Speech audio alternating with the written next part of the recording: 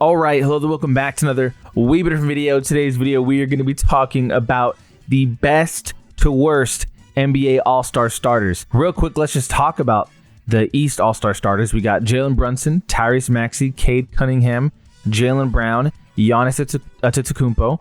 And on the West, we have SGA, Steph, Luka, Victor, and Nikola Jokic. We just have some crazy good talent. Okay, let's get into it.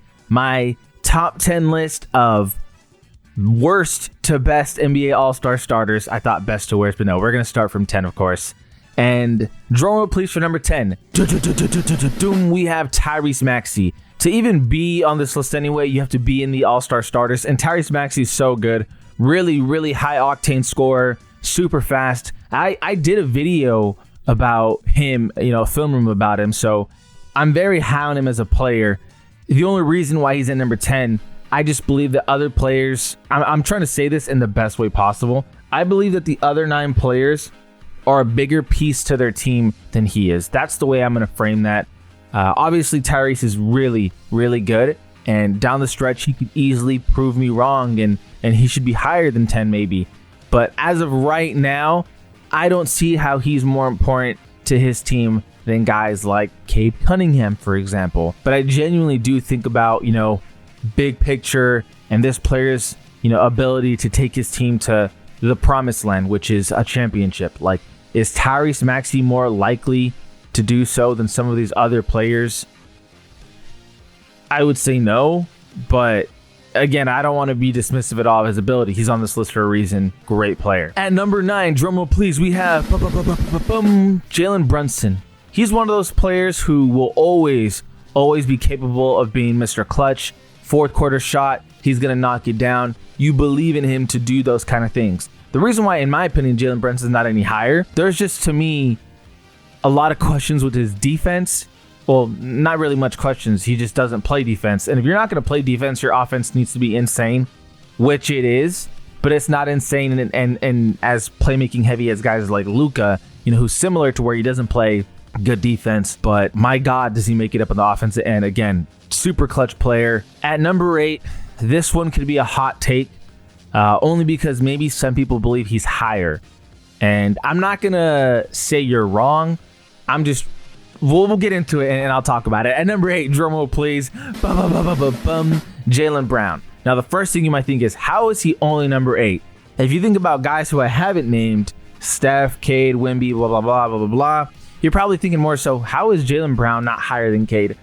And I'm going to be honest with you. I'm going to be completely honest with you. Jaylen Brown is elite. Obviously, he's already won a championship. So if you take that into account, you're thinking, oh my God, he's already won a championship. He's already won Finals MVP. Yes, but with Jason Tatum. And that's not to discredit Jaylen Brown.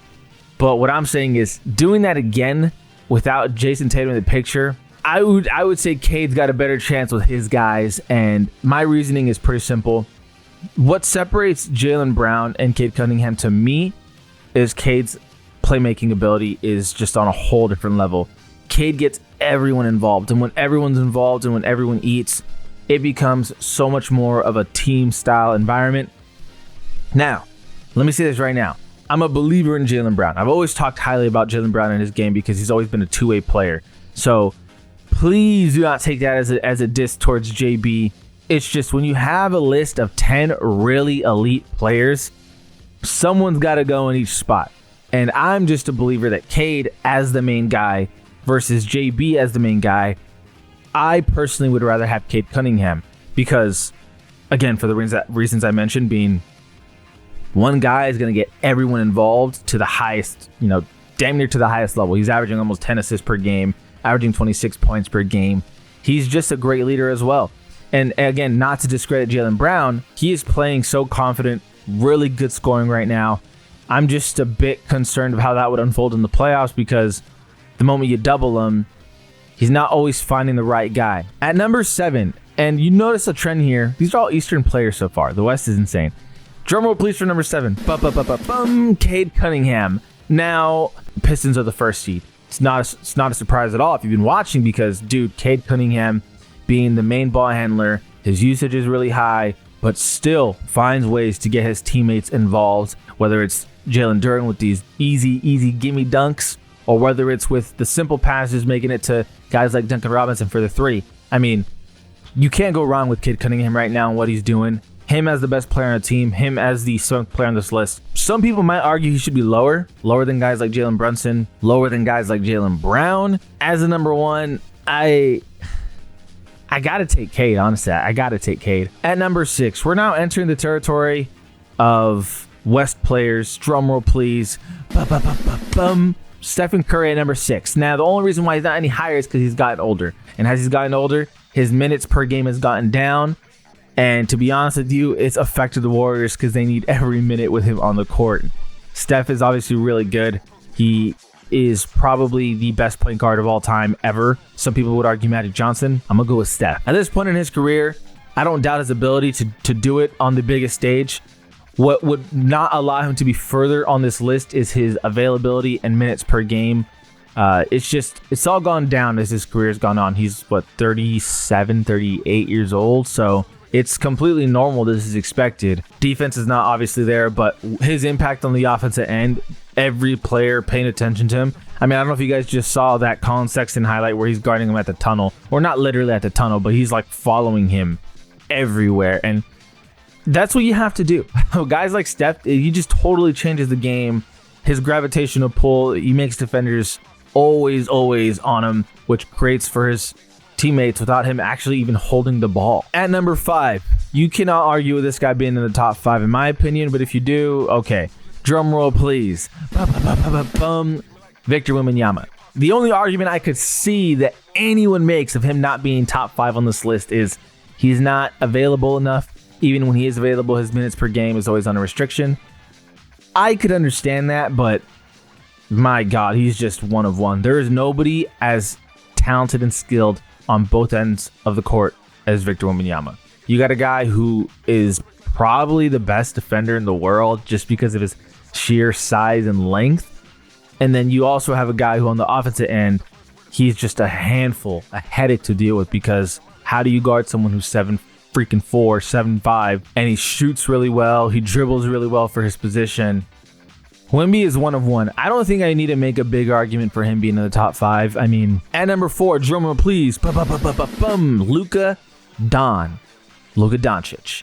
You can't go wrong with Luka Doncic, despite the hate, the defensive controversy, or the foul baiting, whatever you say. Listen, man, you got a guy dropping 33 points a game, having the amount of rebounds and assists he has per game. Guys like Jalen Brunson don't play defense, but he doesn't get criticized for one because his teammates are able to help out on that side of the ball. They're able to be huge anchors for him. Having guys like McCall and OG, yeah, surprise, people help him out.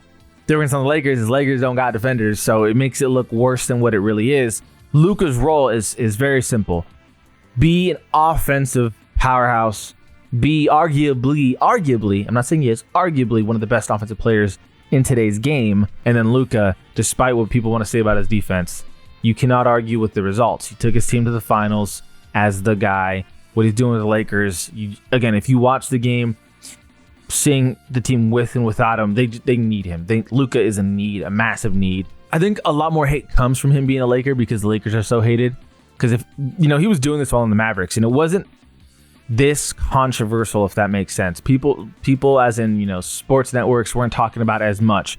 But oh my God, hey, this guy's on the Lakers, so now we're going to talk about it a bit more. You could argue 3. I'm going to go 4 because number 3 we have, drum roll please, Giannis Antetokounmpo. Giannis is just insane. I mean, we're talking about a guy who's probably the best athlete on this list. Someone who needs 2 bodies on him to legitimately prevent him from getting to the paint.